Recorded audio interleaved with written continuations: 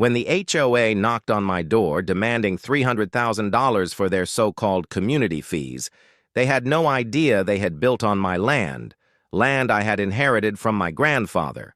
The audacity of the situation hit me like a ton of bricks. What they didn't realize was that their claim was built on a lie, and I wasn't about to back down.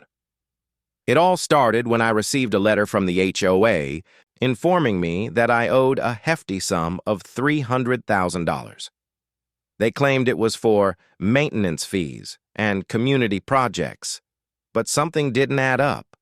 For years, I had lived peacefully on the farm my family had owned for generations, and I knew that no such charges had ever been imposed before. Intrigued and frustrated, I dug into the details. To my shock, I discovered that the HOA had built a road, a parking lot, and several facilities right across what was once the farthest boundary of my property.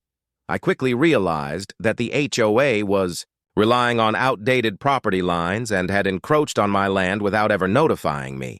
The land was part of my grandfather's estate, inherited by me after his passing. He had always taken great care to ensure that every inch of his land was well documented and protected. Yet here they were, demanding a fortune for something that was mine by law. I immediately contacted a lawyer who confirmed that the HOA's claims were fraudulent. Not only were they demanding an absurd fee, but they were also operating under the assumption that I wouldn't notice their land grab. The legal battle was long, and the HOA didn't make it easy, but I was determined to stand my ground. Every meeting, every letter, every demand for payment only strengthened my resolve. The truth was on my side, and eventually, the HOA had no choice but to retract their demands and acknowledge the mistake.